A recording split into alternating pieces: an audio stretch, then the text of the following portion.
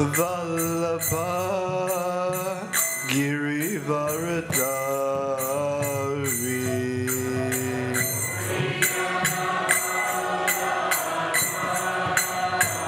Girivaradari Jai Radha Madhava Kunja Bihari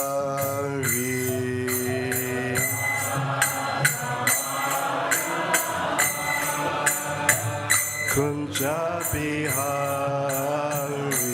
Jai Radha Madhava Kunja Bihari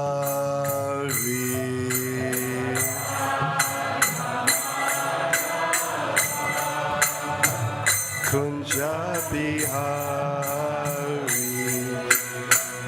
Yashoda Nandana Braja Jana Ranjana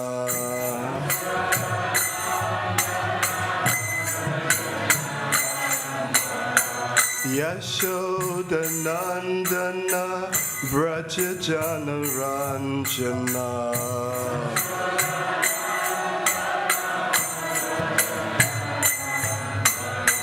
Yamuna Tira Vanachari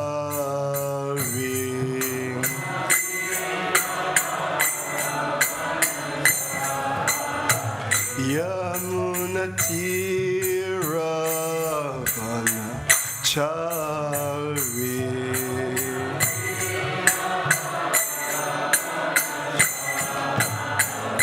Jai Radha Madhava Kunja Bihari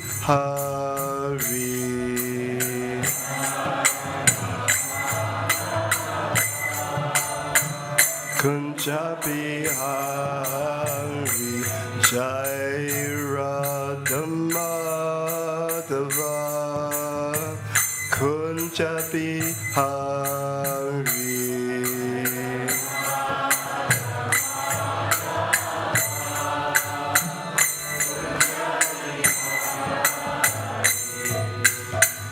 Hare Krishna, Hare Krishna, Krishna Krishna, Hare Hare, Hare Rama, Hare Rama, Rama Rama, Hare Hare.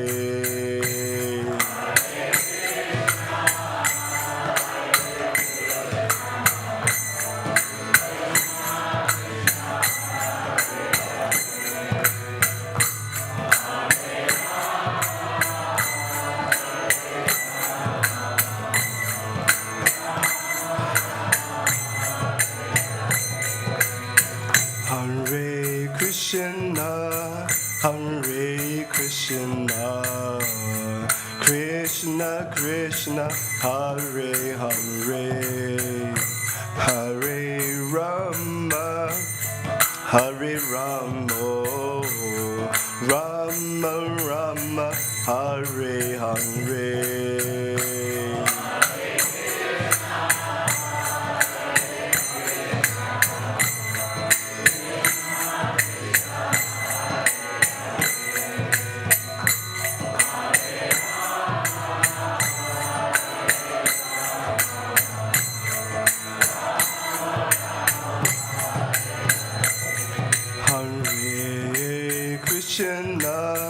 Hare Krishna, Krishna Krishna, Hare Hare, Hare Rama, Hare Rama, Rama Rama, Hare Hare.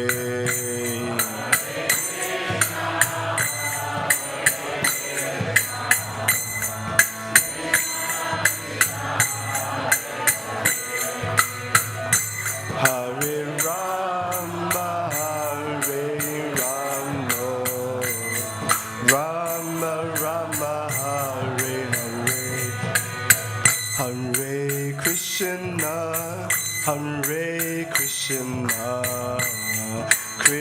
Krishna Krishna Hare Hare Hare Rama Hare Rama Rama Rama Hare Hare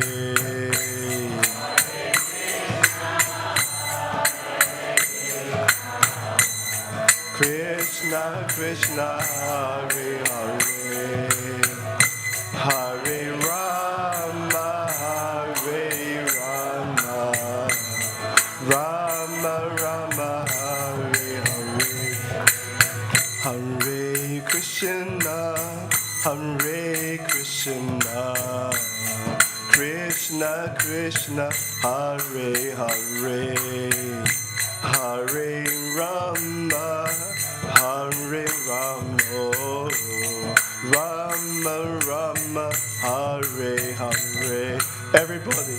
Hare Krishna Hare Krishna Krishna Krishna Hare Hare Hare Rama Hare Rama Rama Rama Hare Hare Jaya Prabhupada Prabhupada Jaya Prabhupada Jaya Prabhupada Jaya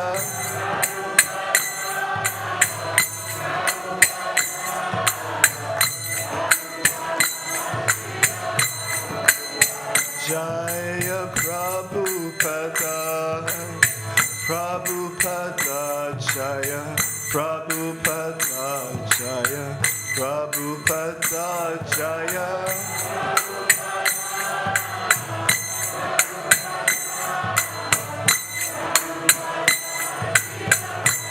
Nitai Gora Haribo Haribo Haribo Gora Haribo Haribo Haribo Nitai Gora Haribo Haribo Haribo Gora Haribo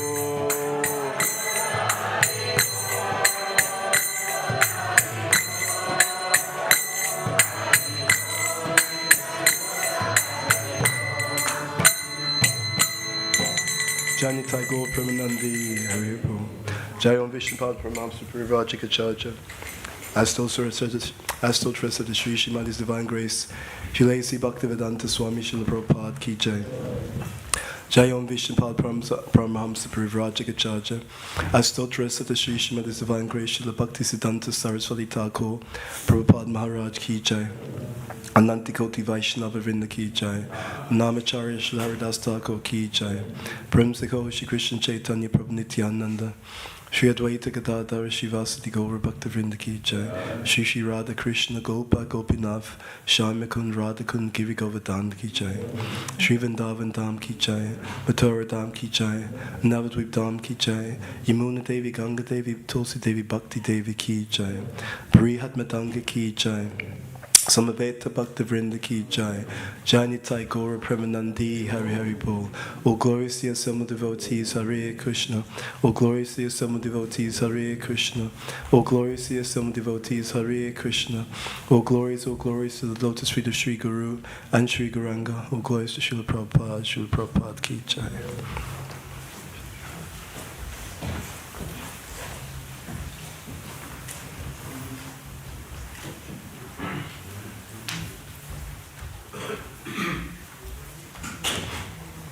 Thank you. Jaya Jaya Sri Chaitanya Jaya Nityananda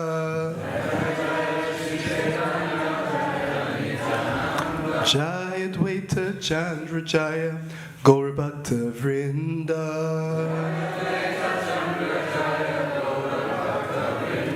Jaya Jaya Sri Chaitanya Jaya Nityananda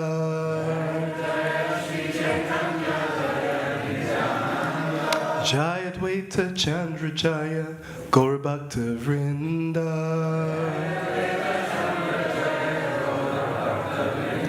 Jaya Jaya Shri Chaitanya Jaya Nityananda.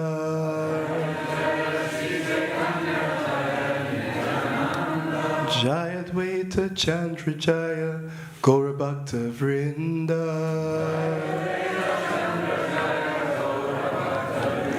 So we're reading from Sri Caitanya-Caritāmṛta. This is Madhya-lilā, chapter 15. We're reading from text number 271 to 277. Okay. Okay, so what I'll do is I'll just read the translation for the verses up to 277 and then we'll chant that together. Okay. So this chapter is entitled Sarvabhauma Bhattacharya Offers Prasadam. Okay, so text 271. At this time, Gopinath Acharya went to see. Actually, maybe I should give you context. Okay, so just to set the scene. So what's happened is Lord Chaitanya Mahaprabhu came to take prasadam at the house of Sarvabhauma Bhattacharya. And his son-in-law, Amoga, wanted to actually, he's born of a very aristocratic Brahmana family, but he's an offender. So he wants to see Lord Chaitanya eating. And the context is that he wants to find fault, basically. Sarvabhauma Bhattacharya doesn't allow him to see Lord Chaitanya eating in his house, but when Sarvabhauma Bhattacharya's back is turned, just inattentive, Amoga sees Lord Chaitanya eating and he criticizes him for eating so much. And this greatly upsets Sarvabhauma Bhattacharya and his wife. And Sarvabhauma Bhattacharya wants to hit Amoga. Amoga runs away. And he then Sarvabhauma Bhattacharya begs forgiveness from Lord Chaitanya. Lord Chaitanya doesn't take offense. He takes no offense in the situation. And we're about to hear what happens to Amoga for this offense. Okay, so text 271. At this time, Gopinath Acharya went to see Sri Chaitanya Mahaprabhu, and the Lord asked him about the events taking place in Sarvabhauma Bhattacharya's house. Text 272. Gopinath Acharya informed the Lord that both the husband and the wife were fasting, and that their son-in-law, Amoga, so this is the person who made the offense, was dying of cholera. Text 273. As soon as Chaitanya Mahaprabhu heard that Amoga was going to die, he immediately ran to him in great haste. Placing his hand on Amoga's chest, he spoke as follows. Text 274. The heart of a Brahmana is by nature very clean, therefore it is a proper place for Krishna to sit. Text 275. Why have you allowed the Chandala of jealousy to sit here also?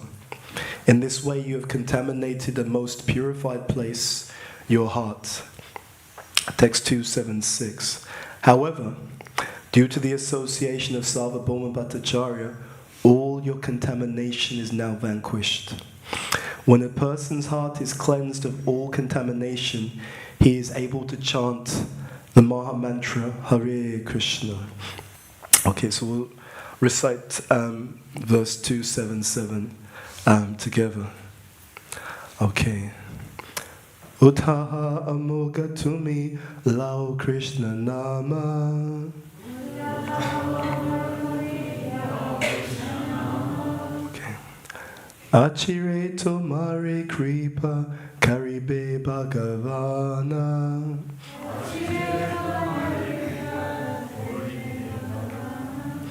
Uttaha Amoga Tumi Lao Krishna Nama.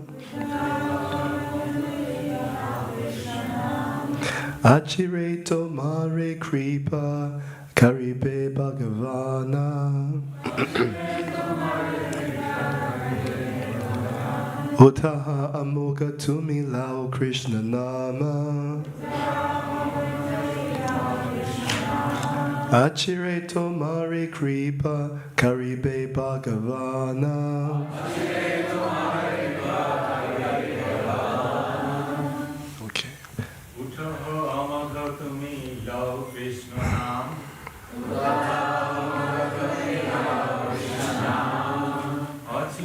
তোমারে কৃপা করিবে ভগবান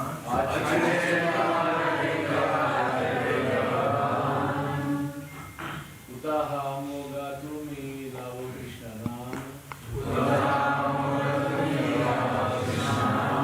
চিরে তোমারা কৃপা করিবে ভগবান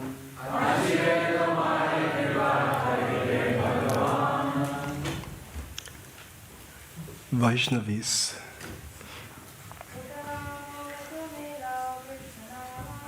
Bhuta Bhavana Dāsa Krishna Nama Ajire Tomare Kripa Karibe Bhagavana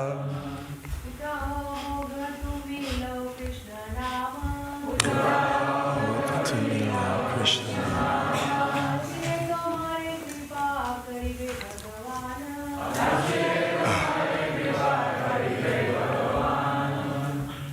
Okay. Utaha, get up. Amoga, amoga. To me, you. Lao, chant. Krishna Nama, the holy name of Lord Krishna. Achire, very soon. Tomare, unto you. Kripa, mercy. Karibe, will bestow. Bhagavan, the Supreme Personality of Godhead. Translation in purple by His Divine Grace, Srila A.C. Bhaktivedanta Swami Srila Prabhupada. Srila Prabhupada ki jai. Okay, so this is Lord Chaitanya Mahaprabhu speaking to Amoga.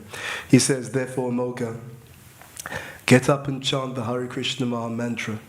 If you do so, Krishna will unfailingly bestow mercy upon you. Purple, it's quite a long purple, so we'll see. Maybe we'll do this in sections. Purple.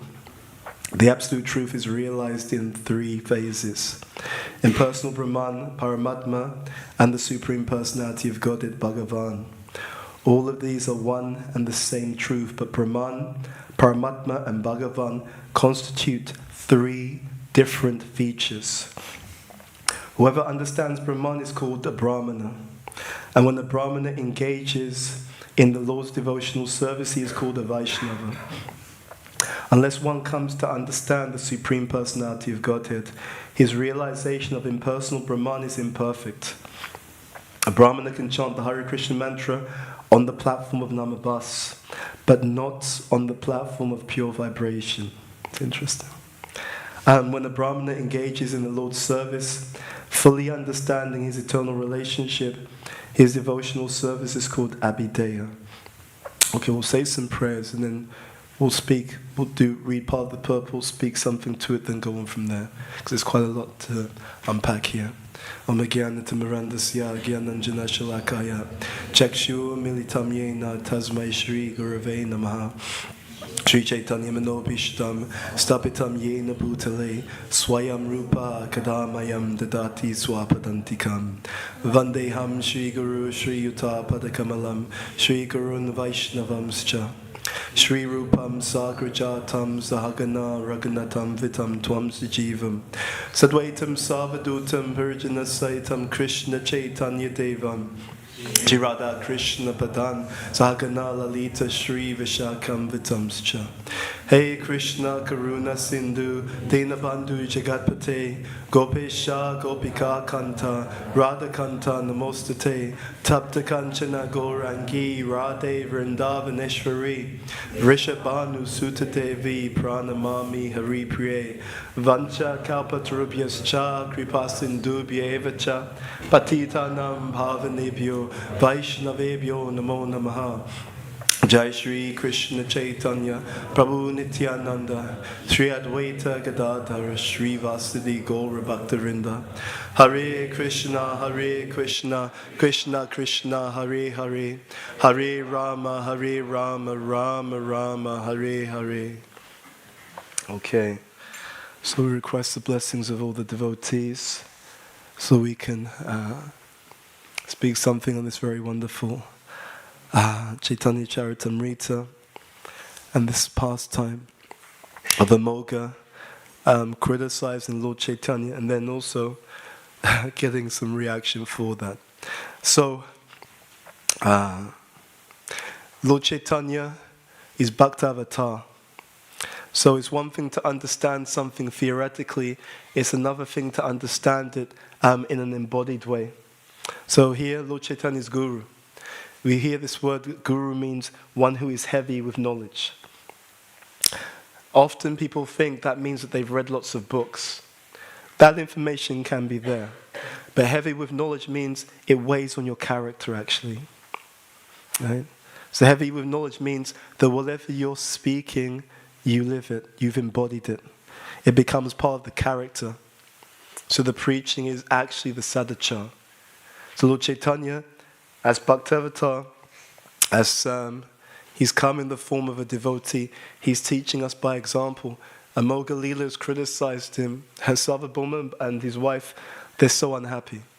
They're so unhappy. But Lord Chaitanya, he actually says in previous verses, he says he didn't say anything wrong. In fact, he said that what he said, the criticism he made of me is correct. Like that.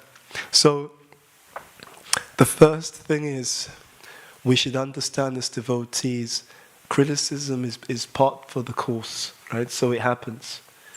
When we practice Krishna consciousness with false assumption, wrong assumption, it can derail people. I've personally seen this. I've seen so many individuals on the path of bhakti become derailed. And a lot of it was to do with the wrong expectation. So our expectations are set by this. Our expectations are set by Shastra. We all come to the movement with our own conditioning. And conditioning means we have our own ideas.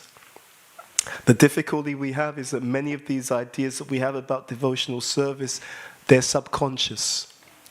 They only come up when something does not align with our expectations. So here, through the example of Sri Chaitanya Mahaprabhu, we're being given the example. Don't take it seriously.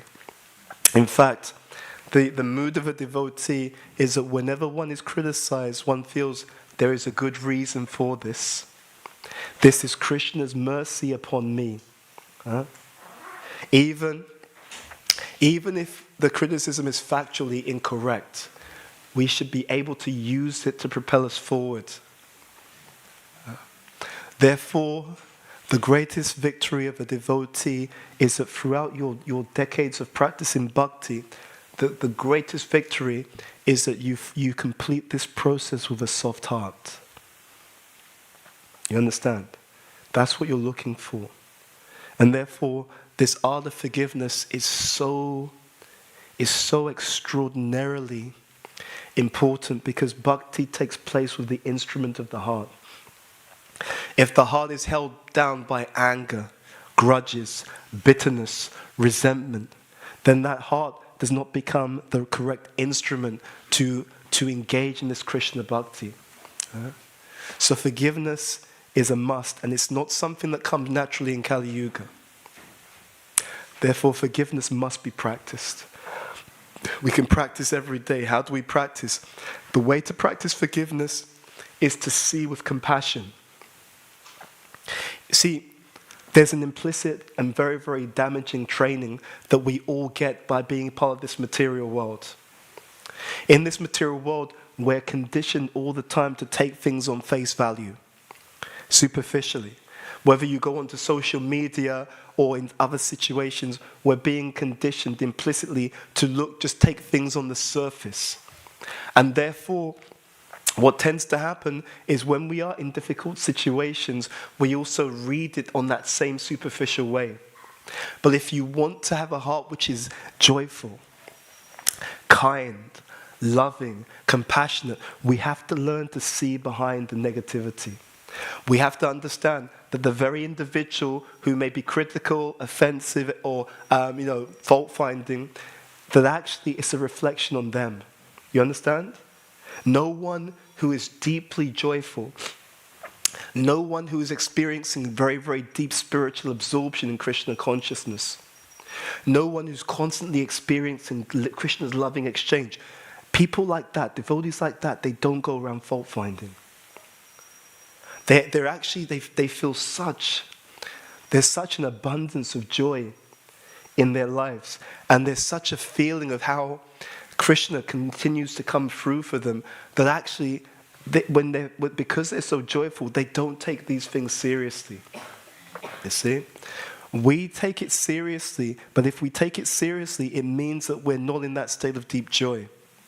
You see? Wherever you leave a vacuum, wherever we leave a vacuum in the heart, that's where Maya will come in. Right? So this vision of forgiveness is a vision of deep compassion. Oh, this person is being rude and harsh and negative. Okay, this means that this person behind the scenes, they're suffering. Right? They're suffering. That rudeness, that harshness, it means, and this is being spoken about here, right? Lord Chaitanya talks to him about the heart. The heart of a Brahmana is by nature very clean, therefore it is a proper place for Krishna to sit. Then he says, 275, why have you allowed the chandala of jealousy to sit here also? That means, when Sri Chaitanya Mahaprabhu is speaking to Amoga, he's pointing out, you've allowed yourself to be polluted by the lower modes. You see? There's value. Value in the mode of goodness is appreciation. You have something, I value it, so I'm going to appreciate you. Value in the mode of passion is jealousy. You have something, I want to have more than you do. Jealousy. Value in the mode of ignorance is envy. You have something, I don't want you to have that. I want to have what you have. I want to take it from you. Envy. They're all the same principle, but they are experienced in different modes. So we should understand that the very person who's rude, harsh, critical, it's actually a cry for help. It's a cry for help that's so deep inside the person that they're not even conscious of it. Because we see superficially, we think that that's because they're very strong and demanding. No, it's because they're very weak and insecure. And with that, a deep perception, right? Seeing behind the surface, then it will invoke genuine compassion. It won't be an act. It won't be a performance. It won't be, oh, Scripture says. And it also means actually, in the mode of goodness, we also recognize how we truly feel. Right? Suppressing feelings is symptomatic of ignorance. And when you suppress it, eventually it just blows up later on. So acknowledgement, but not lashing out. Okay, I'm hurt. Okay, it's honest. But now let me work with that to let it go, to move beyond that. Okay? So one has to be very, very real in order to understand and to interact properly. But the mood has to be practiced. Yeah? We have to learn to have a compassionate mood. If we lack forgiveness, it means we lack compassion, actually. If we lack forgiveness, it also means we lack humility. If someone is very humble, it's easy to forgive. Now, to be very clear, though, that doesn't mean that we have to associate with people who are critical. I should be very clear about that. There's a lot of misconceptions about forgiveness. So one may forgive someone, but one may also recognize, okay, that shouldn't have been done, and I forgive, but I also understand that maybe this association isn't so mutually nourishing. One may recognize, oh, okay, they should be forgiven, but this isn't helping me to fulfill the instructions of my spiritual master. There may be more favorable association, but forgiveness must be there. One has to forgive. Otherwise, I was at this Festival of Inspiration decades ago in New Vrindavan. And there was a seminar on forgiveness, and there was a quote, I think it's from Prabhupada. It was an incredible quote. I'd never seen that quote before, but it really stood out to me. And it said that the material world is full of embarrassing and irritating situations. Unless one is inclined to be very much forgiving, one's consciousness will be soiled with a vindictive mentality that ruins one's spiritual consciousness. Very, very interesting. One's consciousness will be soiled with a vindictive mentality. Jai Shri Shri Radha Gokulananda Ki Jai. Shri Shri Sitaram Lakshman Hanuman Ki Jai. Shri Gaunitai Ki Jai. Yeah, so that vindictive mentality, it ruins one's spiritual consciousness. So we practice forgiveness. In this purport, well, let's go back first of all. So Lord Chaitanya Mahaprabhu, he says something that seems paradoxical. He says,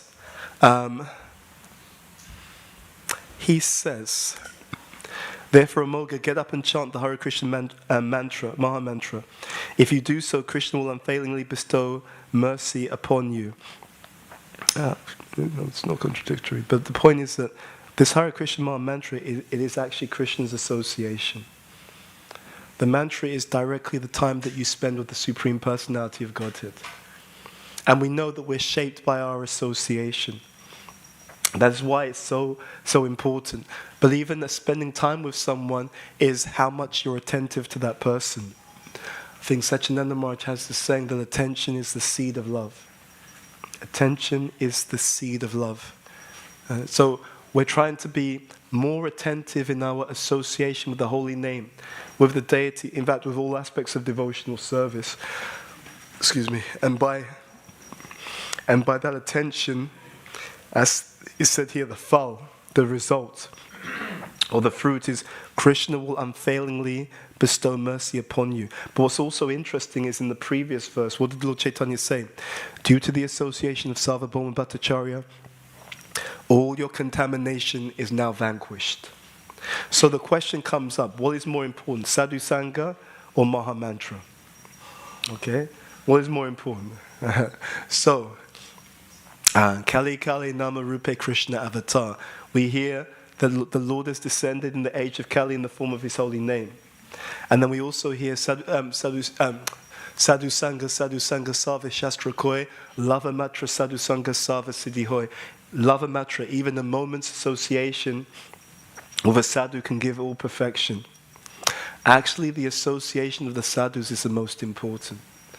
The reason for that, it is the sadhus who give us the holy name. And it is the sadhus who help us to unpack the gift and to learn to practice to chant the holy name properly. So it is the gift of the sadhus. That's why it says in this previous verse, when a person's heart is cleansed, that was a contradiction. When a person's heart is cleansed of all contamination, he is able to chant the Maha Mantra Hare Krishna. So that's said in the previous verse. Then here it's saying if you chant Hare Krishna, you'll get Krishna's mercy. Right? So do you have to be pure to chant? Or do you chant to become pure? Interesting dilemma, right? So both things are true. What it means is that you get some special mercy. There's some sukriti. Anyone that you see come to this movement, anyone, they're extremely special. Even the people who come to visit, if they come to this temple once in this lifetime, once, if they just see the deities once, they're all extremely special. Right? It's an extremely rare gift.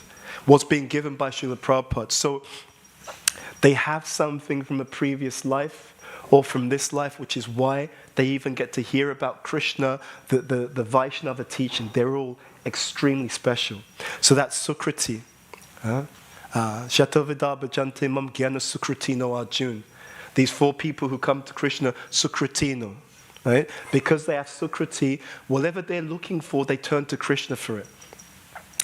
So Jiva Goswami says that the four types of people who come to Krishna represent the four varnas.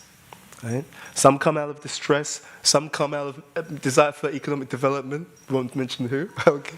Some come because they're curious, some come out of knowledge, but all of them are Sukritina. And there's a contrast because Krishna also mentions there are four types of people who don't come. Why? He says Duskritina. Namam Duskritina Mudha, Prapadyante Naradama, Maya Pritigyana Suran Bhavamashvritaha. Four types of people. Maya Pritigyana. The Maya Pritigyana is actually the Brahmanas, but the Brahmanas who are in ignorance, who do not have a proper understanding. And that makes them extremely dangerous because they give the wrong philosophy. And everything that people do is based upon the philosophy. We were giving a class to some devotees in America, I think it was a couple of weekends ago, and something came up about atheistic philosophy. And oftentimes people think, yeah, it's just harmless. You know, people have different beliefs. It's not harmless. It leads to certain outcomes. If you truly believe that your whole life is an accident, and everyone else's life is also an accident, then it does lean one into the tendency of becoming selfish. If it's only one life, and everything is an accident, and no one's going to be held responsible for anything that they've done, right? Then why would people not just want to stab each other in the back, trample upon each other in order to get their so-called sense gratification? So there's no such thing as a neutral philosophy, right? Sambandha, the philosophy someone has leads to abhideya, which is a way of acting. And the abhideya, or the way of acting someone has, leads to prayojana. It leads to a certain outcome. And this is why this International Society for Krishna Consciousness is so important, because it corrects the misunderstanding of modern society, and it's beneficial, therefore, not just for the devotees. It stops the entire material world becoming a hellish place. Right? So now we have this advent of AI, and it's a perfect example. Because our material society is so money-oriented, therefore, there's a race to what they call artificial general intelligence. And with no consideration of the effect it will have on people's minds, livelihood, anything, doesn't matter. As long as we make money, that's all that counts. Right? So all of this atheistic mentality, all of this, it turns the material world into a hellish place. Even when people have the idea that life is all about enjoyment, then what does Krishna say? In the Bhagavad Gita, Varna Shankara, he says it will lead to Varna Shankara, unwanted progeny. And what happens if a person is unwanted? They have the samskars from a very young age that I'm not good enough, I was not wanted, right? And they spend their whole life trying to work through that samskar, which is very, very deep in their consciousness. So it affects the nature of the living entities who take birth in the material world. And if they're of a low caliber, their mentality then plays out, and it makes the world much harder to live in for those who are materialists, but it also makes the world much harder to live in for those who are spiritual as well. So nothing is neutral. In this purport, the absolute truth is realized in 3 phases. So you know this famous verse, Brahmati, Paramatmati, Bhagavaniti, Shabdyate. So these 3 aspects of the absolute truth, Brahman actually relates to the Sat potency of the Lord. So the Lord's potency of eternality. So when someone has realized Brahman, what they're realizing is particularly that feature of the supreme absolute truth. If someone has Paramatma realization, they're realizing the Sat potency and the Chit potency. Right? So the potency of eternality and the potency of knowledge, right? So the guide, the Paramatma, the super soul in the heart. And if someone realizes Bhagavan, only if someone realizes Bhagavan, then all 3 elements are realized. Sat, Chit, Ananda. Why? Because bliss means relationship. Right? Bliss only comes by loving exchange. Without loving exchange, there's no joy, there's no Ananda. So these 3 levels are important. And Prabhupada says whoever understands Brahman is called the Brahmana. So this is also interesting. Scripture uses the same word in different ways. So when Prabhupada says here, whoever understands Brahman is called the Brahmana, there's a verse, Brahma Janati Brahmana, right? Brahma Janati Brahmana. A Brahmana is one who understands Brahman. So every devotee is a Brahmana in that sense, because they understand the supreme Brahman who is Krishna. But that's different to having the nature of a Brahmana. You see, even this word, Shudra, it has different meanings. There's some conversations, I think it's 1976. Prabhupada is talking about this term Shudra, but he explains it in different ways. He says if someone works for someone else, right, they are under the employ of another person, so they're economically dependent. Then from the economic standpoint, it's Shudra, because they're economically dependent on someone else to employ them. So that's Shudra from the economic standpoint. In another conversation, it's also 1976, Prabhupada says, if the parents did not do Garbhadam Samskar, right? If the parents did not do Garbhadam Samskar when they had that child, then the child is a Shudra. So Shudra in this sense is from the point of view of procreation. Those 2 are different to Shudra, meaning the nature of a Shudra, the Varna of a Shudra. You see? So the same word has different meaning in different contexts. See here, Brahmana means, as Prabhupada says, saying, whoever understands Brahman is called the Brahmana. Okay, and then when a Brahmana engages in the Lord's devotional service, he is called a Vaishnava. Okay, let's read a little bit more. When one attains that stage, he's called a Bhagavata or Vaishnava. This indicates that he is free from contamination and material attachment. Lord Krishna confirms this in the Bhagavad Gita. Yesham twanta gata papam jananam punyakamanam te dwanda mohane mukta bhajante mam drita vrataha. Persons who have acted piously in previous lives and in this life, and whose sinful actions are completely eradicated, are freed from the duality of delusion, and they engage themselves in my service with determination. This Dhrita Vrata is very, very important. It's not just engaging in service, it's determined service. Right? The idea is to become Krishna conscious by any means necessary. Right? That's the idea. This Dhrita Vrata. And then Prabhupada goes on to say a Brahmana may be a very learned scholar, but this does not mean that he is free from material contamination. A Brahmana's contamination, however, is in the mode of goodness. Something on that. So the difficulty or the problem with the material mode of goodness is that it's not good enough. Okay? The person in the material world who's in the mode of goodness, that person, that material mode of goodness is still has other modes in it. Okay? There's two contaminations in the mode of goodness, in the material mode of goodness. The first contamination is the contamination that comes from ignorance. Someone's in the mode of goodness, but they still think that they are the body. So there's ignorance in the material mode of goodness. Okay? The other thing is, someone in the material mode of goodness, they still think that they are the enjoyer. Therefore, there's passion in the material mode of goodness. So the mode of goodness is not good enough. It has to be free of these two things.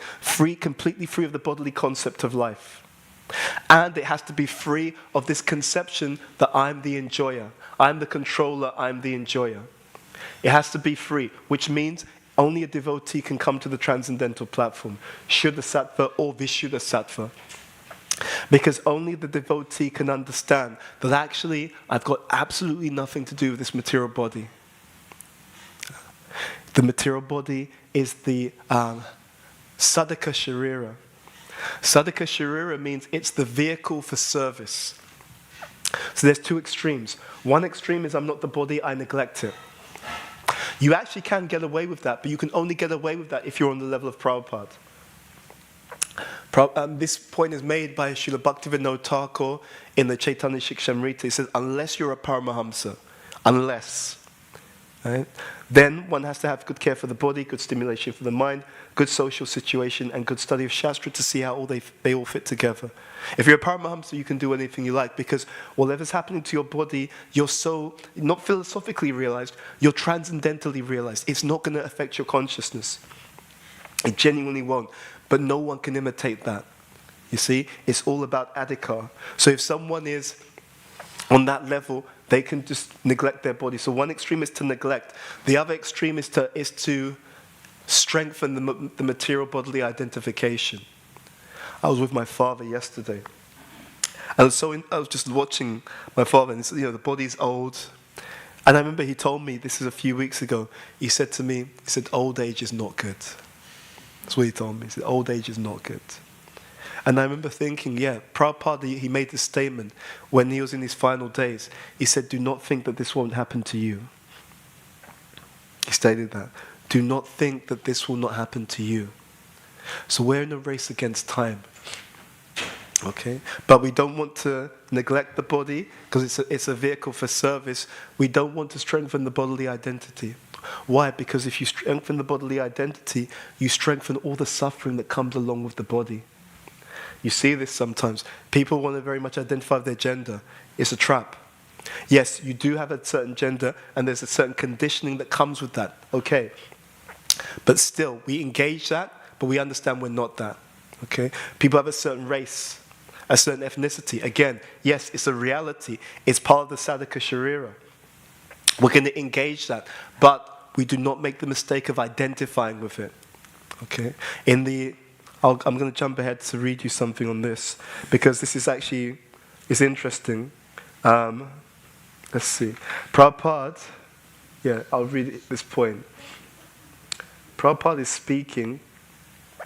He says, many so-called Brahmanas attempt to fight us, saying, how can you create a Brahmana out of a European or American? A Brahmana can be born only in a Brahmana family. They do not consider that this is never stated in any revealed scripture. There was a past time, Prabhupada's disciples were in India, and they went to visit the particular temple, and I think it was a pujari. The priest there said to them, they were Western devotees, Western-bodied devotees, and the priest told them, he said, if you do your devotional service very nicely, in your next life, you'll be able to take birth in India and engage in devotional service. They told Prabhupada. Prabhupada told them, he said, go back and tell that priest that if he does his deity worship very nicely, if he's really lucky, in his next life he can take birth as a Westerner and join the Hare Krishna movement. It's very special. Prabhupada had a transcendental pride, actually. It's very powerful, it's very pure. But he had a transcendental pride.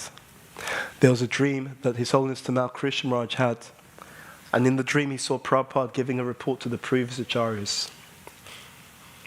And Prabhupada was explaining to the previous acharyas, he said, these people, they're not very clean, not very intelligent, they can't do this, they can't do that. Prabhupada said, but the one good thing is that somehow or other they've taken shelter at my lotus feet. Prabhupada, that's what Tamal Krishna Maharaj saw in the dream. And so when he awoke, I think he was in hospital, and he told Prabhupada, he said, Prabhupada, this is the dream that I had, this is what I saw. Prabhupada said, that is actually a fact. But it's not a small thing. It's not a small thing. This acharya, just like here, Lord Chaitanya is telling Amoga, due to the association of Sarvabhauma Bhattacharya, all your contamination is vanquished, is now vanquished. Similar effect happens when we associate with the devotees, especially pure devotees, with a sincere and receptive mood of service. Yeah? By their association, one can literally burn off many, many, many lifetimes of impurities and obstacles. So we need each other. Yeah? This Krishna consciousness is a family affair. Hare Krishna. Good to see you. This Krishna consciousness is a family affair. So we have to be what? We have to be humble and tolerant. Yeah, this is the point. We have to be humble and tolerant. Why? Kirtaniya Sadahari. In exactly the same way that Lord Chaitanya is speaking here, by the humility and the tolerance which will be tested, we get to the point where we can chant the holy name of the Lord constantly. In other words, the smaller we become, the bigger Krishna becomes in our lives. That's how the process actually works. So it's a practice. Hearing, chanting, reading, but not just reading, hearing and chanting. The mood is important. I come in the mood of a servant. I come in the mood of a servant. Lord Nityananda, there's sometimes it's explained that when he was going to give people the benediction of the holy name, he says, I come with straw between my teeth to simply beg you to chant these holy names of Krishna. It's a very beautiful, it's a very touching mood.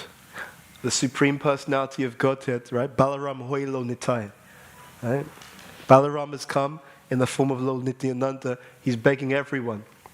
Why? Because actually, even though Lord Chaitanya wanted to kill the offenders, Lord Nityananda told him, said, in Kali Yuga, everyone's like this. So either we deliver them, or there's no way of actually making things work. Right? It's very, very interesting. So the question is this: what do you do? What do you do with a gift when no one is qualified for the gift?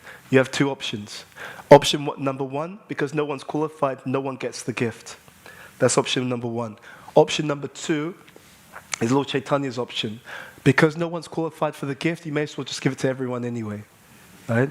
Let's just forget about qualification. No one's qualified, just give it to everyone, indiscriminately. So it's very, if we understand what we've been given, then you become touched by it. You remember, we're being given an opportunity to go back to the spiritual world, to see Krishna face to face. You see, if you look in the material world, you see no one's actually happy. And when I say no one's happy, I mean no one. Sometimes, at best, you see someone doing something and they think they're going to be happy, but you can see that the exact thing that they're doing today is going to be the cause of their suffering tomorrow. You can see it's like on schedule. Just like a Maharaj Chitraketu, he wanted a son. He had so many queens, none of them could give him a son. Right? He gets the blessings of Narada Muni and Gira Muni, but they did tell him, okay, if you want a son. Actually, when he asked for the blessing, they thought this is an unintelligent thing to request. Because you have these pure devotees, you can ask for something of eternal value, and instead you ask for something temporary. It's like, why? That doesn't make any sense. But in order to bring him to his senses, they told him, okay, we'll give you the blessing to have a son. But you should know that this son, Harsha Shoka, right? This son will be the cause of your happiness and your distress. So, in the material world, happiness and distress are actually two sides of the same coin. If you have happiness, material happiness, the other side is also going to be distress. This seesaw. But the opportunity is to overcome the seesaw, the duality of material existence, by sincerely engaging in devotional service. If we practice devotional service sincerely, we can get completely above that platform. So again, we're in a race against time. Therefore, what we want to do is we want to take our devotional service very seriously. But joyfully seriously. Right? Shushukam kartamavyayam. It's meant to be joyfully performed. So joyful and serious. Okay? And that will give the inspiration to keep going in Krishna's service. Let's read on a little bit. So Prabhupada writes, okay, a Brahmana's contamination, however, is in the mode of goodness. In the material world, the three modes are goodness, passion, and ignorance. And a Brahmana transcends such contamination and approaches a platform of unalloyed devotional service. Unless a Brahmana transcends such contamination and approaches the platform of unalloyed devotional service, he cannot be accepted as a Vaishnava. Yeah. So there's always something higher. There's different levels of devotees, and those different levels have different levels of potency. This is explained in some of the writings of Srila Bhaktivinoda Thakur. Depending on the potency of the devotee, they're able to raise non-devotees to a certain level, and they're able to raise practicing devotees also to a certain level. So it's a very, very important point. So the ability to help other people has a lot to do with what we are carrying in ourselves as well. So the more sincere we are, the more we practice, the more realized we are, actually the more profound and potent your devotional service is. I was speaking to one devotee recently who was sharing some very wonderful spiritual experiences that he was having. He's a sincere devotee. And so because he's sincere and he practices, he sees Krishna reciprocates with him a lot. And that's faith, actually. That's faith. It's not just a question of believing something. It's actually a question of putting the teachings into practice. And the more that they're put into practice, the more your faith becomes realization. Yeah? And then when you speak, when you act, you convey subtly and even externally, you convey the depth of your own realization by your interactions with other people.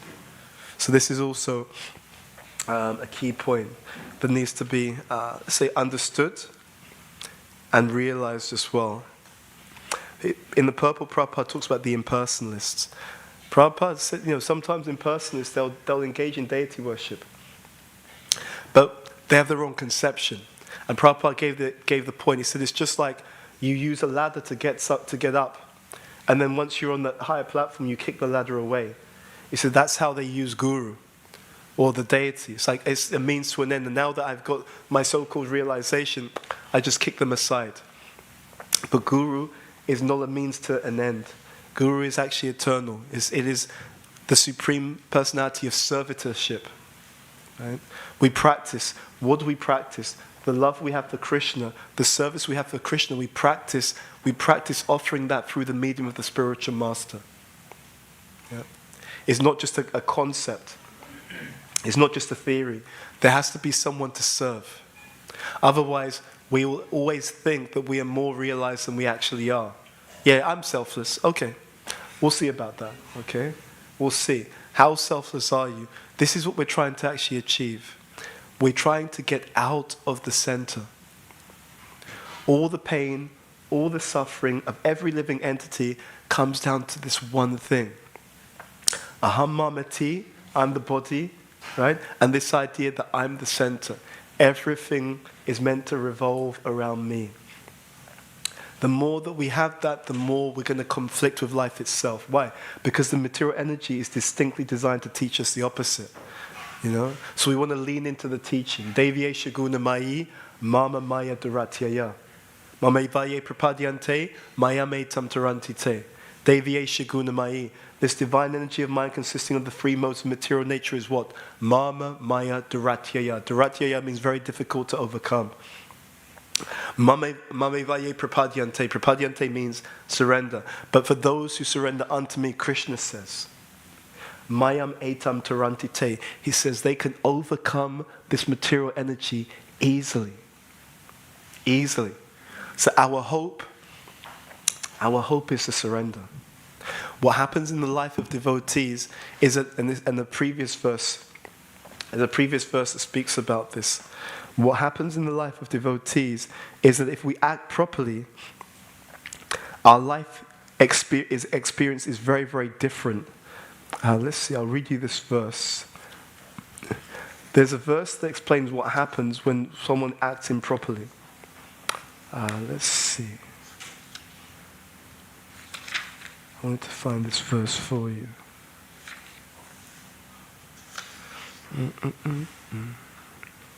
Anyway, there's a particular verse that says, when one makes an offense, immediately karma comes. Immediately one has their karma. If we are practicing devotional service properly, then anything that happens to us is ultimately for our advancement. Okay? If you're practicing sincerely. Is it 268? Let's see.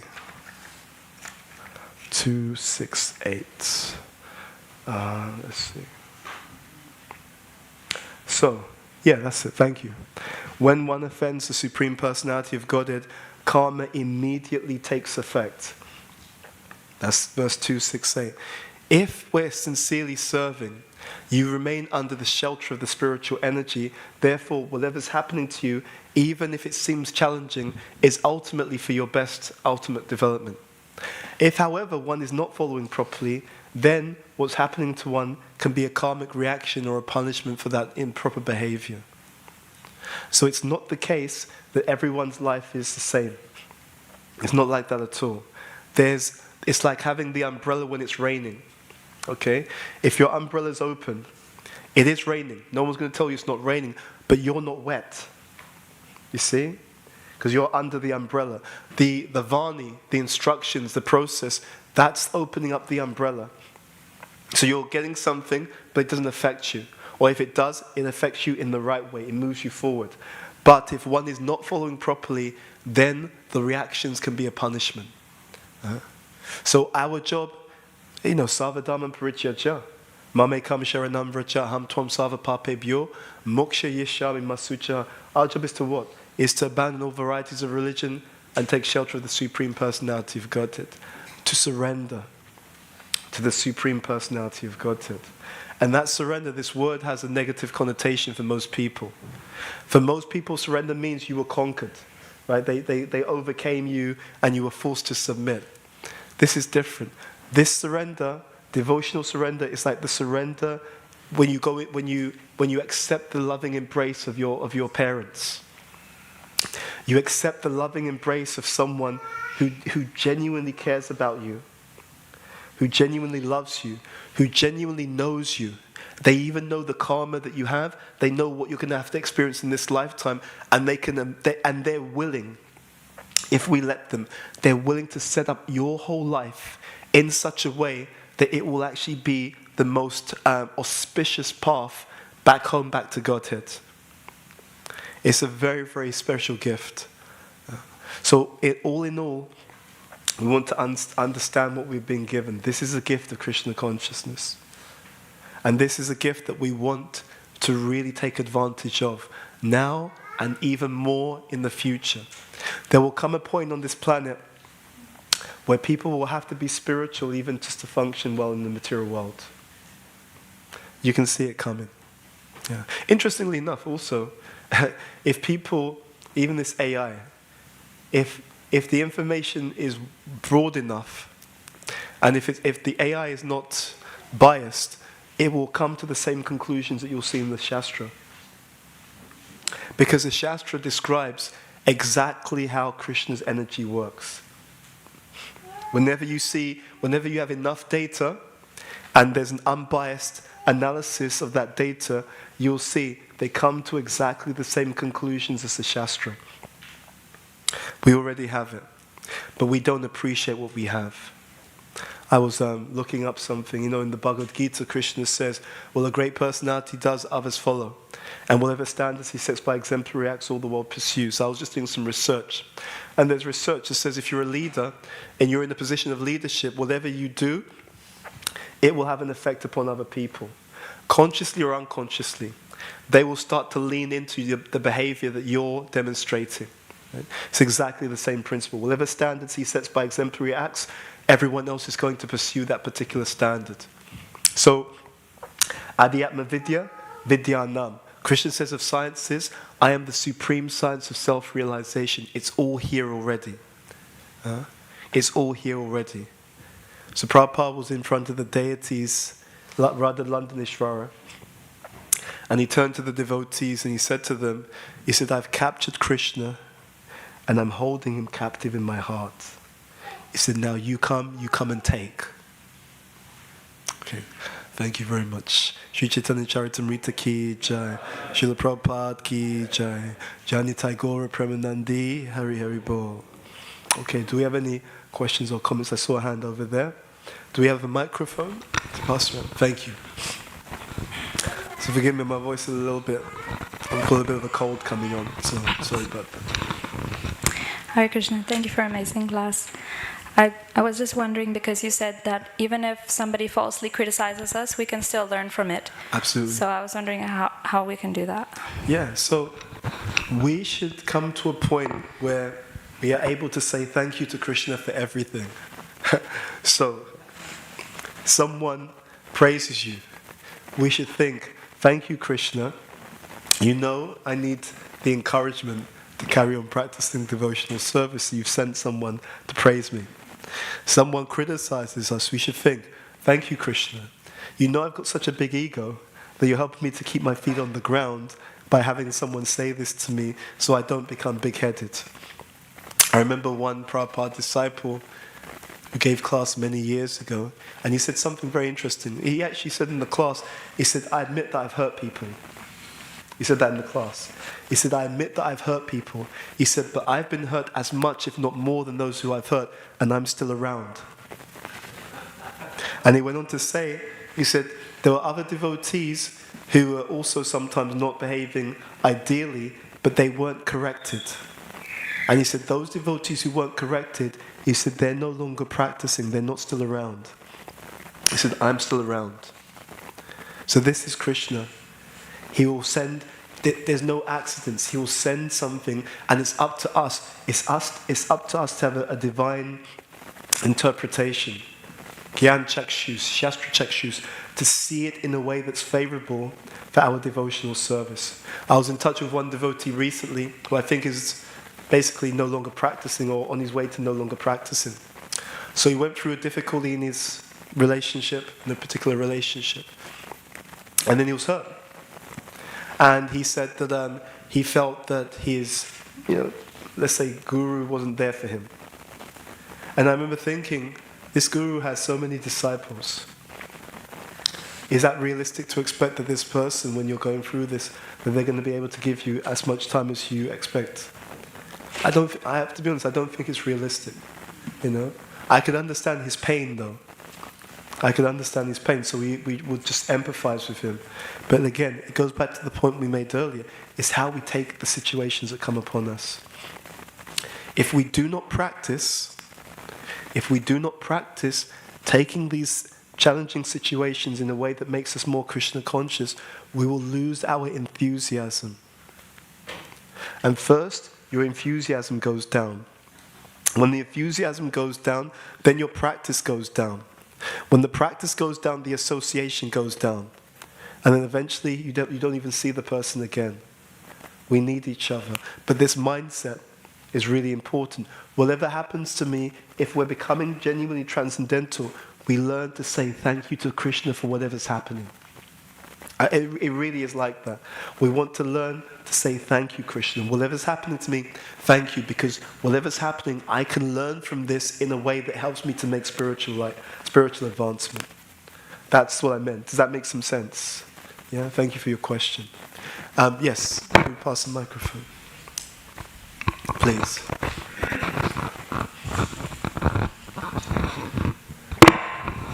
There's 2 points that I can remember.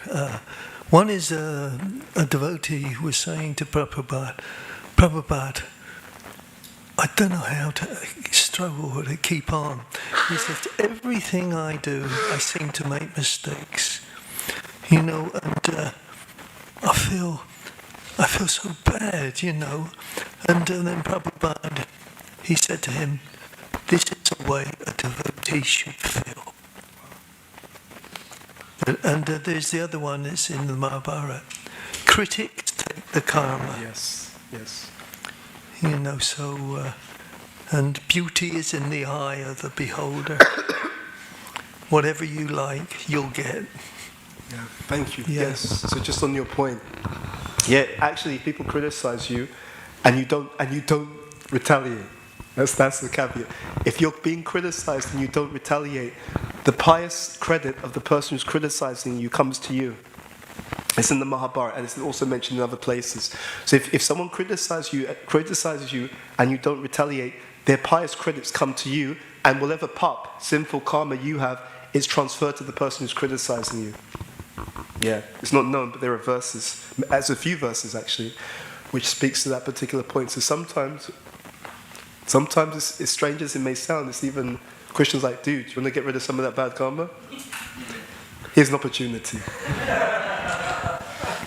It goes back to what we said earlier. We don't see things on the surface. We want to see things much more deeply. Everything, I can tell you honestly, everything that's in the scriptures, because Krishna is not selfish, he's selfless. When he tells you to do something, well, I can absolutely guarantee you, whatever Krishna is telling you to do, it's for your benefit. If he says forgive, it's for your benefit. If he says, serve sincerely, it's for your benefit. If he says sacrifice, it's for your benefit. Whatever Krishna tells you to do, because he's truly selfless. This is a miracle of Krishna consciousness. The devotee puts Krishna in the center. But who do you think Krishna puts in the center? Who do you think? He puts his own devotees in the center. It's just that we're not used to it. We think, I've got to put myself in the center, and if I don't put myself in the center, no one's going to look after me. That's true here. Don't get me wrong, that's a fact here, materially, but not spiritually. You can do an experiment. If you put Krishna in the center sincerely, not foolishly, but you do it in a wise way, you couldn't even begin to imagine how Krishna will look after you. Right? Not just like a deep sense of abundant joy, but even he'll arrange situations. He'll let you know, look, don't worry, I'm going to take care of you. I'm arranging this, and you see that in the life of Srila Prabhupada. It's absolutely phenomenal. And if you want faith, that's how you get faith. You get faith by sincerely surrendering and seeing. When I try to surrender to Krishna wisely, not in the mode of ignorance, because then you'll blame Krishna, but it's not his fault because we're not doing it properly. If you do it wisely, he always gives you more than you're doing. It's a fact. You see, Prabhupada came to the West with nothing. They told him, Prabhupada, don't go, you'll die. They actually told him that. And he had 2 heart attacks on the way here, on the way to the Western world. But look what Krishna gave him, everything. And actually, this is a really important point. He already had everything when he came, because he was already fully Krishna conscious. What is the use of having so many things if you're miserable?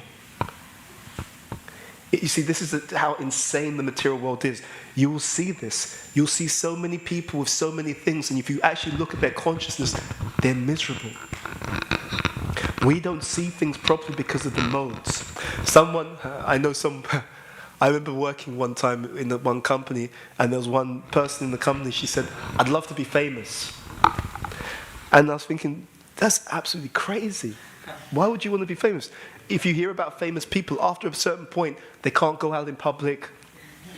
If they go out in public, people are after them. Sometimes people try to extort them, right? We want to kidnap you or something. I worked for one particular company. I found out that the head of the company, multi-millionaire, he was being stalked. Yeah, we were actually speaking to someone in risks and compliance. He was being stalked, you know? And even I heard him say this this year, at some point this year, he said, you know, he has to be careful what he says, otherwise he receives death threats. What kind of life is that? It's absolutely crazy. So because of our attachment, we don't see things clearly. Oh, it'd be great if I was famous. Really? You sure? Do you know what it's like to have people watching you all the time? And whatever you do, someone's going to criticize you. You know, why are you doing this? Why are you doing that? We don't see it clearly because of our attachment. When you're able to step back, you can see it's all about Krishna. Right? There's only one game in town. The only game in town is this Krishna consciousness. Nothing else. Whatever's going on, whether it's social media or other things. Not that you shouldn't, you know, preach on social media or use whatever means are there, but you should understand, if you're Krishna conscious, you already have it. If you're able to walk in this world amongst the living entities on this planet, and your heart is overflowing with joy and devotion and bliss, because you're genuinely Krishna conscious, you've already achieved everything. You see? And if you don't have that, but you have so many material facilities, what's the value? Prabhupada quotes Chanakya, if one gives up the eternal for the temporary, right, he loses both. Right?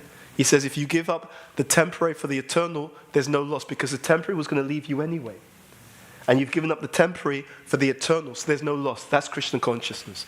But if one gives up the eternal for the temporary, you lose both. You've given up that which is eternal, and you've given it up to hold on to the temporary, but because it's temporary, it's going to leave you anyway. You know? So these teachings are a plea for us to come to our senses, and it's easier said than done, because we have lifetimes upon lifetimes of material condition. But Krishna knows that. Krishna knows we're not pure. But Lord Chaitanya, what does he do? Even though he knows we're not pure, because he's got the mercy, he's Radha Bhava Duty Savalitan.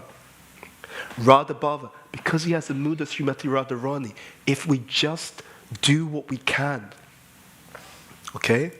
Sincerely, every day, just do what you can, do as much as you can, sincerely, in a way that you can sustain it. You will find that at the end of this life, Antikale Chamameva, Smarmutva Kalevaram, Yaprauti Samadbhavam, right? You'll find Antikale, at the end of this life, you will be able to go back to the spiritual world. You'll never have anything again, any issues again. No more colds. I'm looking forward to that myself, right? Right? No more having to take ginger tea, right, to sort it out. Nothing. It's important to just meditate on what's being offered, right? Because we all have otherwise this adhyatma, adhibodhika, adhidaivika klesha. Suffering from other living entities, suffering from our own mind and body, right? Suffering from the world, right? When it's raining or it's cold. But this is all unnatural. It's all completely unnatural. We're not meant to be like this. We're meant to be fully happy, blissful, joyful, realized. We're meant to be able to see Krishna on the altar. When I came to Krishna consciousness, soon after that, I brought a friend to the temple, London, ISKCON London Temple. He knows this, he's not here, but he knows he is. So we went to the Sunday feast. And so a very advanced devotee gave the class, Sunday feast lecture. So after the class, there was a Q&A. So my friend asked this devotee, female body, he actually said, what's on the altar? And she said, Krishna's on the altar, blah, blah, blah. And he said, so what does he do on the altar? And she was able to describe to him how Krishna dances. I was there. I saw it. I heard it with my own ears. I saw it with my own eyes. She explained to my friend how Krishna dances on the altar. And he signed up. Like that. So, yeah. Anyway, any last question or comment before we close? Maybe one last question, if you could pass the mic, please. Thank you so much. Hare Krishna, Prabhu, thank you so much for such a wonderful class. It's just connected to Subhadra's point from before. Oftentimes we're criticized, and perhaps the person in front of us has good intentions, but Yes. we are misunderstood. Yes. And maybe as we come into Krishna consciousness, we understand that Krishna understands us, so we don't need to be understood as such. I wouldn't go that far. I'll tell you why I say that. Jananivas, I remember having a conversation. It was either, to be honest, I can't remember if it was Jananivas or Pankajangri. We were outside the ISKCON London temple, and I asked him a question related to this. And he said, for your close friends, they should understand you. Yeah? So, do you understand? If it's a close friend and they still don't get you, there's something impersonal about that. But we have to sometimes do our part. Say, look, let me just explain. Right? I know it looks like this, but let me try and make sure that you understand why things are the way that they are. So sometimes a person is genuinely sincere, but they don't understand. And sometimes they're receptive to understanding, if we explain the situation to them.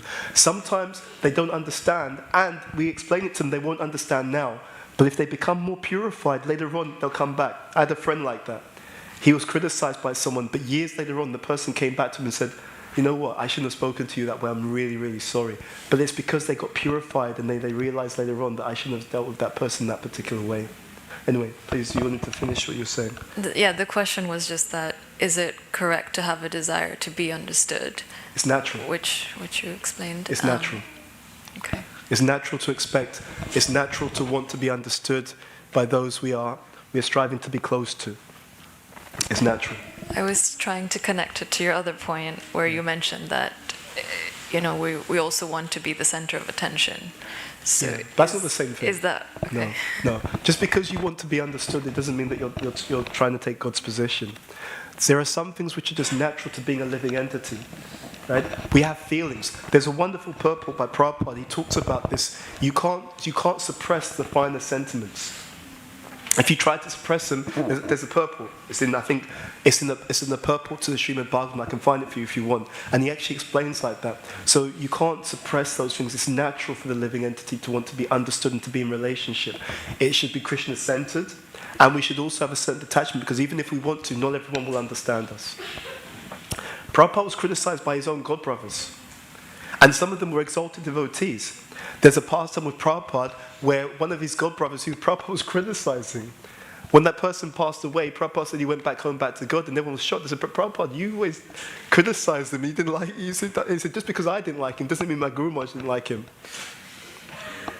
Yeah, you can find that. We're people, right? Snigdha Swajatiya. We're looking for association which is affectionate, like-minded, So we love and respect everyone, but you can't be close to everyone. The idea that you can be close to all the devotees, there are millions of people who accept Bhagavad Gita as their truth. You can't be close to everyone, but we can cultivate relationships. We can love everyone, respect everyone who's coming to Krishna consciousness, but there'll be some people you'll have a natural affinity for, and that's completely natural. Yeah. Again, it's the expectation that it should be according to Guru Sadhu Shastra. Otherwise, we'll be disappointed. Does that answer your question? Okay, so thank you very much. We will stop here. Nice jumper. We'll stop here. Shri Caitanya-Caritāmṛta ki jai. Srila Prabhupada ki jai. Janitai Gaura Pramanandi Hari Hari Bo. Srila Prabhupada ki jai.